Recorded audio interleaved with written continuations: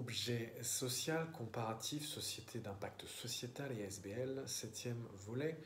Il s'agit de l'exposé numéro 370 et de l'article 370 et podcast 370 et du numéro de vidéo 359. Nous sommes aujourd'hui le 11 juin 2021.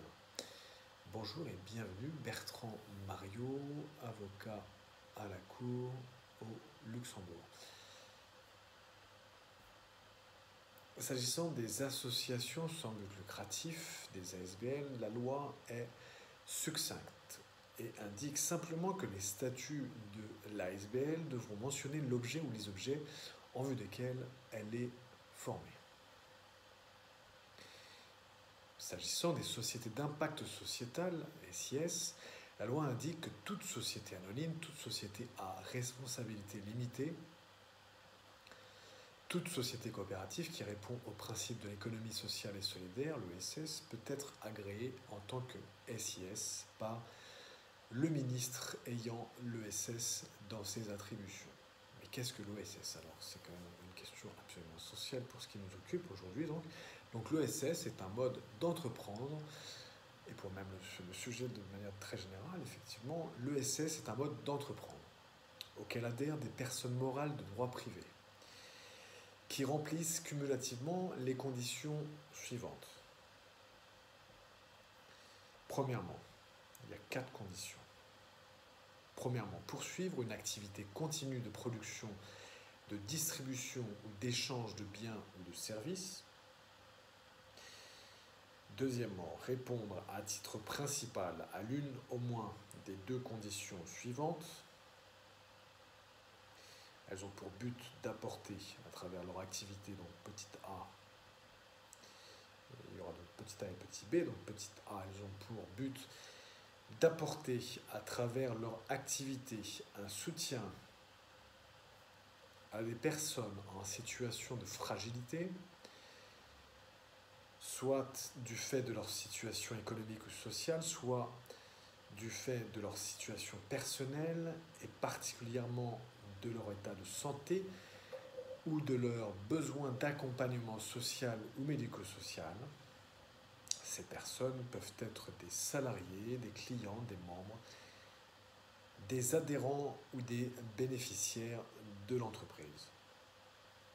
Et ou, donc une des 2 conditions suivantes, toujours dans la deuxième partie de cette définition de l'ESS, donc petit b,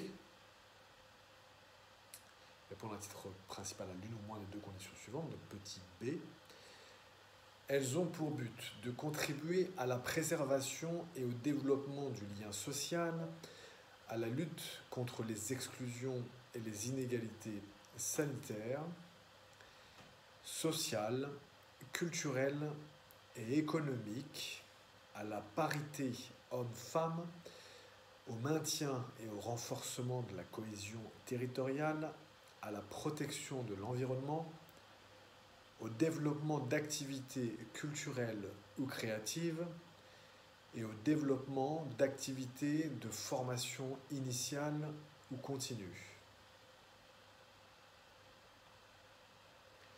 Voilà pour répondre à titre principal à l'une au moins des 2 conditions suivantes, qui était donc la deuxième partie de cette définition de l'ESS, donc troisième partie de cette définition de l'ESS. L'ESS doit, pour adhérer, selon la loi de 2016 sur les sociétés d'impact sociétal, pour adhérer à l'économie sociale et solidaire, à l'ESS, et répondre à cette définition de ce mode d'entreprendre de l'ESS, qui offre clairement une véritable définition de l'entrepreneuriat social, de l'économie sociale et solidaire légale au Luxembourg, avec cette loi de 2016. Donc l'ESS est un mode d'entreprendre auquel adhèrent des personnes morales de droit privé qui remplissent cumulativement les conditions suivantes. Et donc la troisième condition, c'est disposer d'une gestion autonome au sens où elles sont pleinement capables de choisir et de révoquer leurs organes directeurs ainsi que de contrôler et d'organiser l'ensemble de leurs activités. voilà encore pour cette condition auxquelles doivent adhérer les personnes morales de droit privé pour rentrer dans la définition du mode d'entreprendre, de l'ESS, de ce mode d'entreprendre de l'économie sociale et solidaire. Et enfin, donc, dernière de ces conditions, qui sont bien sûr à chaque fois cumulatives.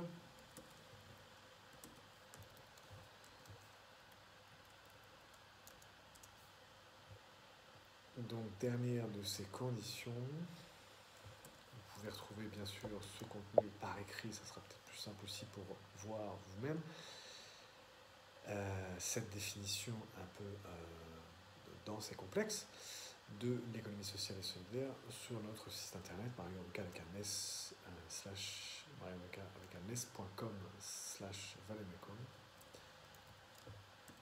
et en vous reportant à notre article numéro 370. Voilà, vous pouvez faire une recherche pleine sur Google, vous trouverez aussi. Voilà, donc pour la dernière condition, donc l'ESS est un mode d'entreprendre auquel adhèrent des personnes morales de droit privé qui remplissent cumulativement les conditions suivantes. Donc la quatrième et dernière condition, appliquer le principe selon lequel au moins la moitié des bénéfices, il faut que ces personnes en question appliquent le principe selon lequel au moins la moitié des bénéfices réalisés sont réinvestis dans le maintien et le développement de l'activité de l'entreprise. Voilà pour cette quatrième et dernière condition qui nous offre une définition légale de l'économie sociale et solidaire comme mode d'entreprendre, de l'économie sociale et solidaire comme mode d'entreprendre. Donc en plus de réunir les conditions qui précèdent, sur lesquelles nous aurons l'occasion de revenir plus en détail par la suite, la société d'impact sociétal devra définir de façon précise l'objet social qu'elle poursuit conformément au point 2 précité. Et le point 2 précité, c'était donc la deuxième des conditions, la deuxième des conditions cumulatives de ce mode d'entreprendre de l'économie sociale et solidaire. Voilà, le point 2 précité. Ainsi donc, l'objet social de la société d'impact sociétal, nous sommes toujours dans cette exposé sur l'objet social en l'espèce, sur l'objet social. Donc l'objet social de la société d'impact sociétal doit avoir l'un ou l'autre des deux buts suivants ou les deux.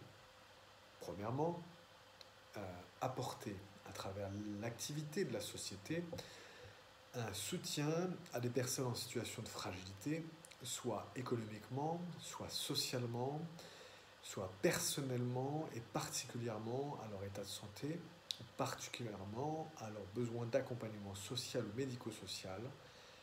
Et ces personnes peuvent être des salariés, des clients, des membres, des adhérents ou des bénéficiaires de l'entreprise.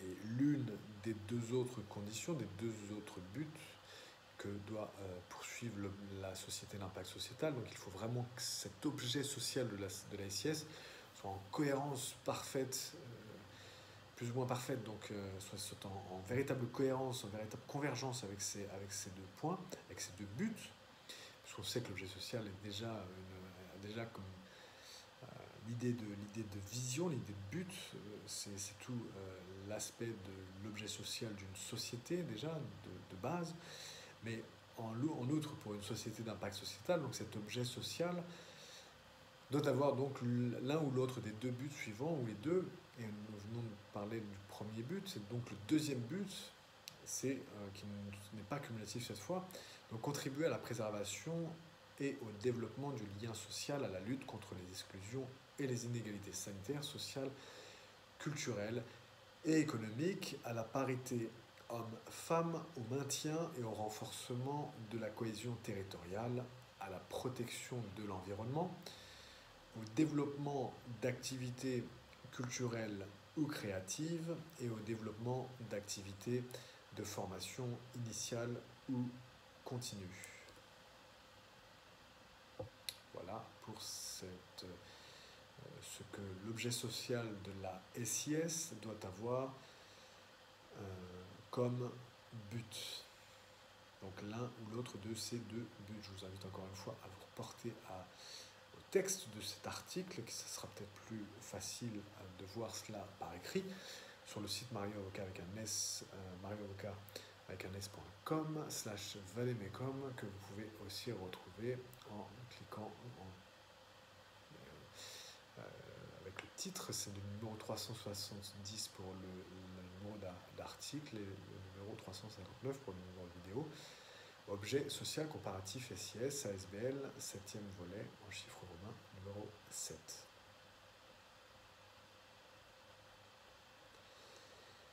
Donc, la SIS doit faire la démonstration de cela dans l'objet social, et c'est là que la question des indicateurs de performance entre en scène.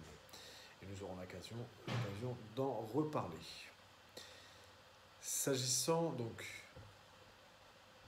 voilà, l'article d'aujourd'hui, c'est l'article objet social comparatif SIS, ASBL, 7e volet en chiffre romain, numéro 370 l'article numéro 359 pour la vidéo. Et donc pour les références d'aujourd'hui, je vous invite à vous reporter pour les références légales de ce que nous avançons aujourd'hui. C'est l'article 1 de la loi du 21 avril 1928 sur les associations et les fondations sans but lucratif telles que modifiées. Les articles 3, paragraphe 1 et 1er point 2 de la loi du 12 décembre 2016 portant création des sociétés d'impact sociétal telles que modifiées. Et enfin, vous pouvez vous porter sur le livret comparatif sur les sociétés d'impact sociétal et les associations sans but lucratif, qui avait été édité pour l'Union luxembourgeoise de l'économie sociale et solidaire et le ministère du Travail, de l'Emploi et de l'économie sociale et solidaire, Bertrand Mario, qui a été donc rédigé par le même Bertrand Mario. Donc il s'agissait aujourd'hui de cet article objet social comparatif SIS, ASBL, 7e volet, numéro 370-359, 11 juin 2021. Merci beaucoup.